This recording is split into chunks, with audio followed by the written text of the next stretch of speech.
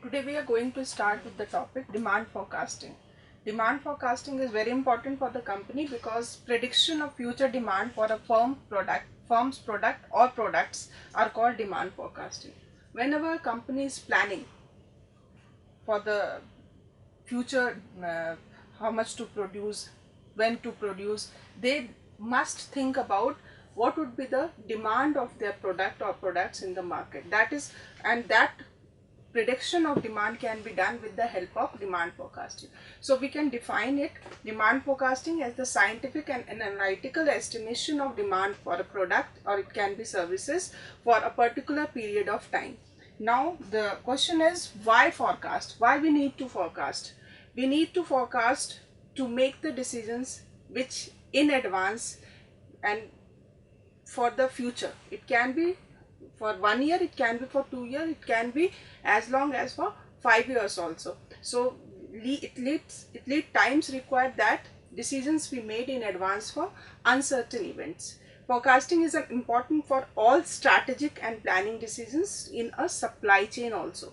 Forecast of product demand, material, labor, financing are an important input to scheduling, acquiring resources, and determining resource requirement. Whenever company is planning, and if the company knows what would be the demand in future, accordingly they can decide about the material resources, raw material, how much they have to procure, plus human resource and other financial requirement of the company. Accordingly they can act.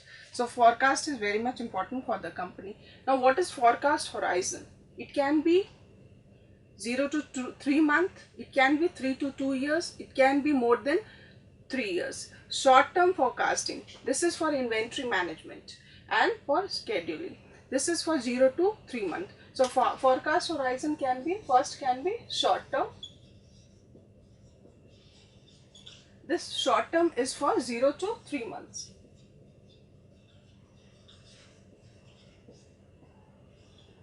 Second is medium term. Medium term is for 3 months to 2 years. And this medium term forecasting horizon for medium term is for production planning, purchasing, and for distribution. So this short term is for inventory management, and this medium term is for production planning. Now third one is long term. When we have to plan for more than 2 years. More than 2 years. Then it would be called long term planning, and for this forecasting is needed for the purpose of capacity planning, facility location, and strategic planning. So this forecasting horizon can be divided into three categories depending upon the for what time period we are going to forecast and for what purpose we are going to forecast. One is short term, another is medium term, and third one is long term. The short term is 0 to 3 months, medium term is 3 months to 2 years, and long term is for more than 3 years. So this short term planning is done for inventory management, medium term planning is done for the production planning, purchasing, and distribution, and the third one, long term planning, is done for capacity planning, facility location, and strategic planning. Now categorization by the level of forecasting. Forecasting can be done at 3 levels. One is for firm, second is for industry, and third is for the whole country, for the whole economy. So first is firm level, second is industry level, and third is economy level. This is the categorization by the level of forecasting. Technique or method of forecasting. Method of forecasting demand of established goods. There are two basic method of forecasting of demand for established good. Now what are those two methods? The first method is known as short period forecast. Short period forecast.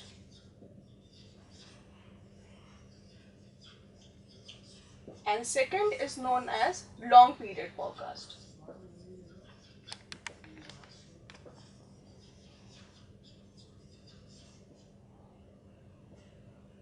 So technique or the method of forecasting of demand, two approaches are there. One is short term approach, another is long term approach. The two basic method is, one is short period forecast. This is done through the interview and survey approach, and another one is long period forecast, which is done through projection approach. Now we will discuss one by one for this short term forecasting and long term forecasting.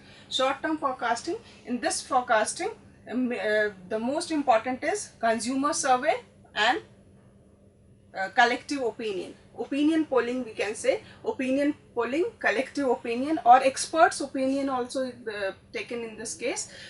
Group discussion also can be done. Group discussion can be done through Delphi method also, or market simulation is done, test marketing is done. So these are the approaches through which short period forecast can be done. What are those method? One is, first is opinion polling, second is known as collective opinion, third is known as experts opinion method, fourth is group discussion.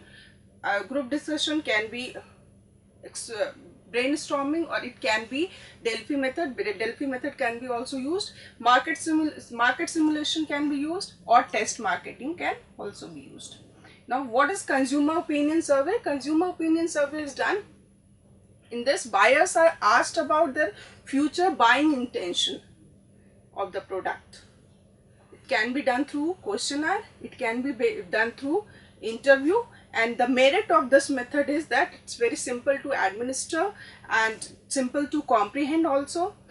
The result obtained are realistic, suitable for short-term decision regarding product and promotion. But demerit of this method is surveying is often very expensive, both in terms of resource and time.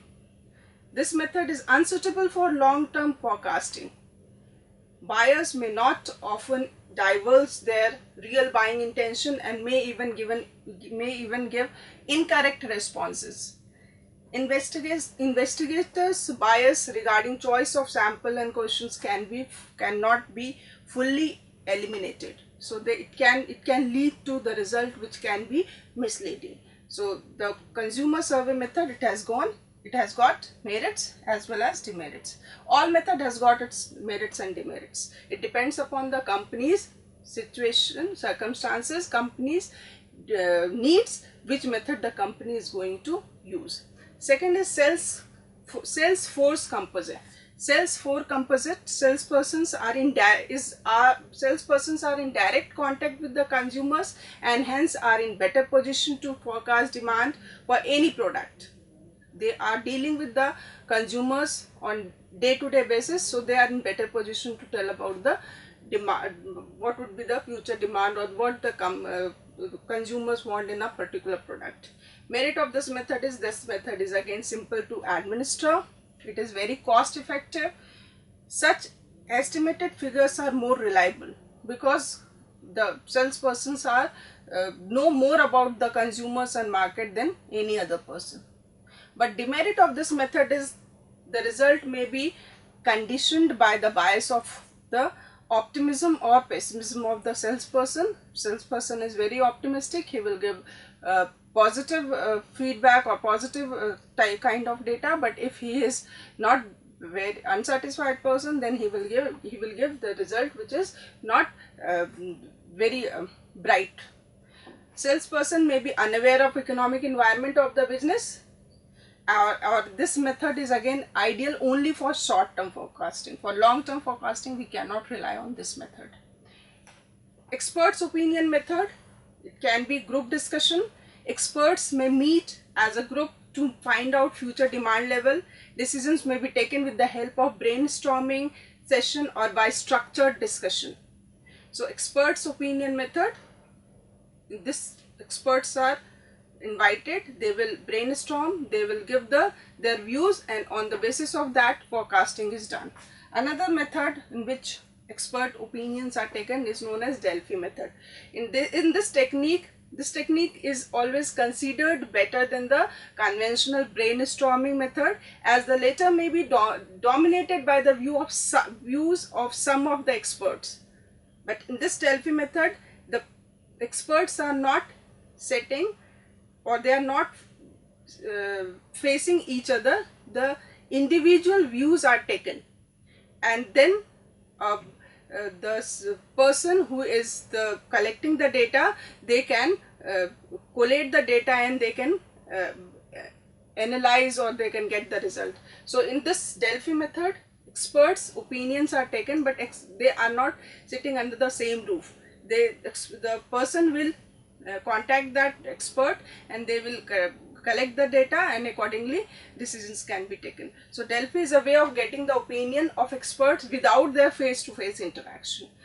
The merit of this group discussion or the experts' opinion is decisions are enriched with the experience of competent experts.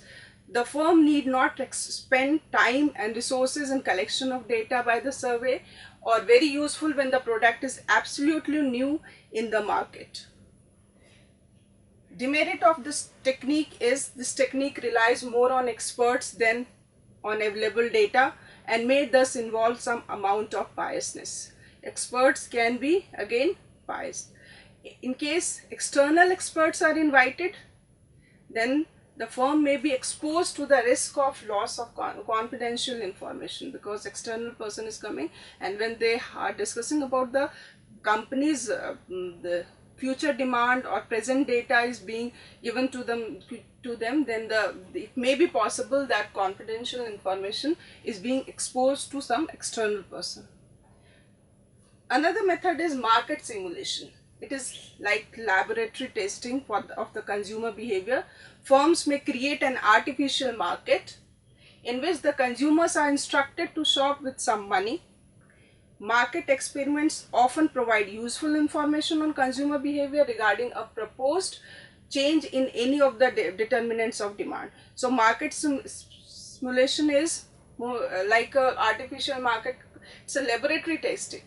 Artificial market is created, person will buy, money is given, and accordingly whatever behavior he is showing, accordingly the company will modify the product, or they can predict the demand of the product. Demerits: experiments may take considerable amount of time and money to be conducted. Experiment is being conducted, and in that experiment lots of time and money needs to be invested. Another is people behave differently when they are being observed, hence their behavior may not be reliable. When its artificial condition is prepared, and under that condition the consumer is asked to behave, he will behave accordingly, that he will not behave naturally. So in that condition, whatever outcome will come, it may not be the very reliable, or it cannot be real one. It can be a create of artificial behavior. Another method through which the demand forecasting is done, or the prediction of demand is done, is known as test marketing. In test marketing, the product is usually sold in certain segment of the market, and this market is known as test market.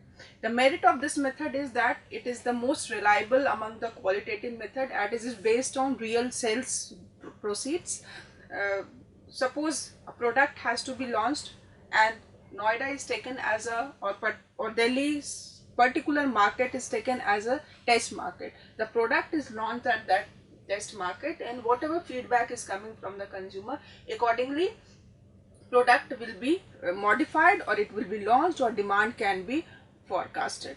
So the merit is that it is most reliable among all qualitative methods that just now we have discussed, but it is based on real sales proceeds. Demerit is test marketing is very costly. It is time consuming to observe the actual buying pattern of the consumers, especially in a country like India, which has widely varying market across its geographical regions. A product that may perform well in one region may not perform equally well in the other market. Suppose in North market the product is very successful and the demand can be forecasted on the basis of that, but when the product is launched in South Indian market, may be possible that it will not do well in that market. So sometimes the test marketing, the result of test marketing may not be very reliable, especially in a country which has got very diverse kind of culture. Now second method we are going to discuss, second approach, that is projection approach, and this is long period forecasting. Till now whatever we have discussed, it was short period forecast, it was for the short period forecasting, which is also known as qualitative method. Now whatever we are going to discuss, it is known as quantitative method or projection approach. Two methods are there. One is known as time series analysis and another is known as regression analysis. First we will see what is time series analysis. Time series analysis is arrangement of statistical data in chronological order, that is in accordance with occurrence of time, is known as time series. So when we are putting the data like monthly, hourly, weekly, or after a gap of every 2 years, then it is known as time series. Hourly example we can take, hourly temperature reading, daily sales, monthly productions. These are the example of time series. Numbers of factor affect that observation of time series continuously, some with equal interval of time, or it may be then the result, the study can be erratic, and interpretation of that type of interpreting that, analyzing, and that factor is known as analysis of time series. So when we are taking data based on chronological order, and when that data is being analyzed, it is known as analysis of time series.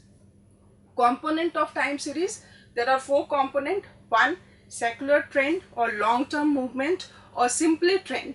Second is seasonal variation. Third is cyclical variation.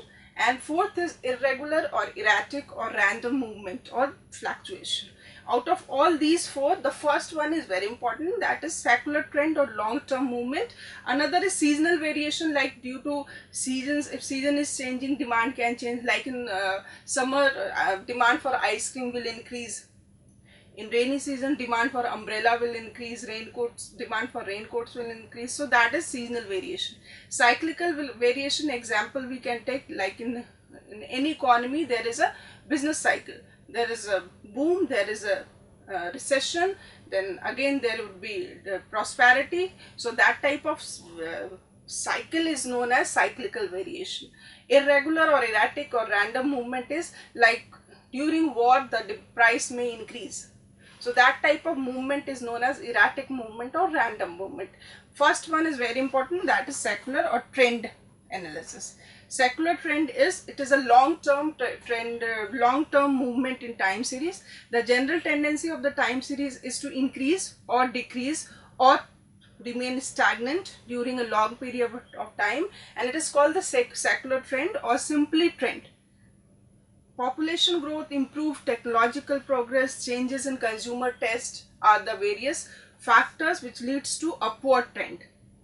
And there can be downward trend also. We can notice downward trend relating to deaths, epidemics due to improved medical facilities and sanitation. And sometimes data, if there is no change in anything, any data, then it will be stagnant.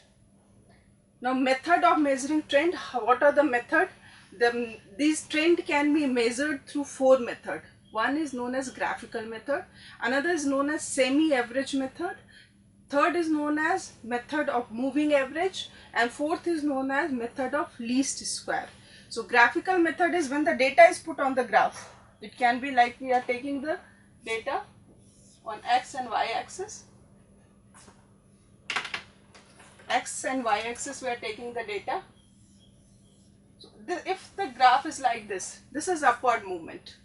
So through this graph we can say that in particular the demand of last 5 years is increasing, so we can predict that in coming year also demand will increase. But if the data is showing that x-axis we can take time, and y-axis we can take sales.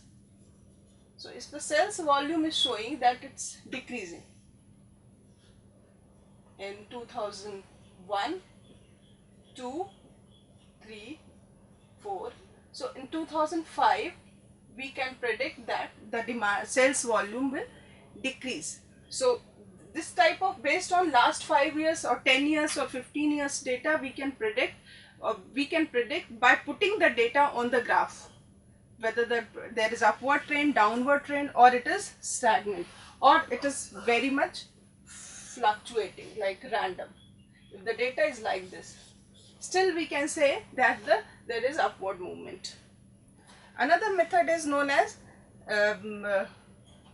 the most important and widely used method is least square method. This method is widely used. It plays an important role in finding the trend values of economic and business time series. It helps for forecasting and predicting the future values. The trend line by this method is called the line of best fit. And how it is done, the equation of trend line is y is equal to a plus bx, and where the constant a and b has to be estimated, and the constant can be obtained by solving these two normal equations. These two normal equation is summation of y is equal to na plus b summation of x, and summation of xy is equal to a summation of x plus b summation of x square. By these two equations we can calculate the value of a and b, and if the value of x is known, we can calculate the value of y. So this is known as least square method. Another method is regression analysis. Simple linear regression. It is the analysis of establishes a relationship between a dependent variable and or more independent variable. In simple linear regression analysis, there is only one independent variable. If the data is a time series, the independent variable is the time period. The dependent variable is whatever we wish to forecast. The regression line of x on y, the regression line of x on y can be given as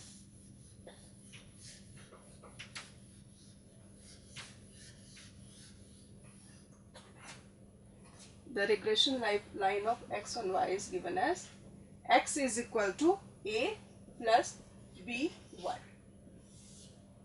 Why it is called x on y? Because y is the independent variable and x is dependent variable.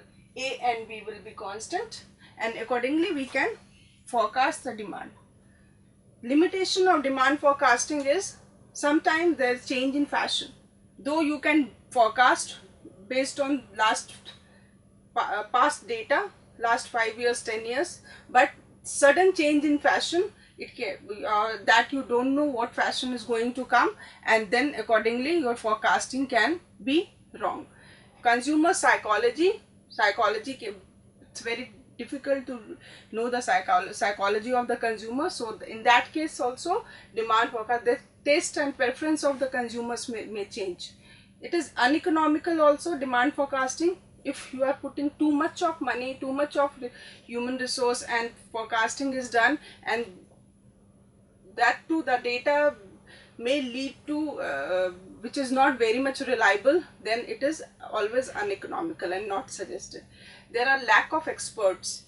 The forecasting needs team of expert people who has knowledge of economy of the country, statistics, decision science, or quantitative techniques. So if all these knowledge of all these disciplines are not available with the expert team would not be able to do the forecasting. So there are lack of experts, especially in developing countries. Lack of past data. Sometimes company do not maintain the data of last 5 years, 10 years. So it would be very difficult for the the expert team to collect the data and then do the forecasting. So lack of data is also one of the reason of not able to forecast the future demand. These are the limitation of demand forecasting.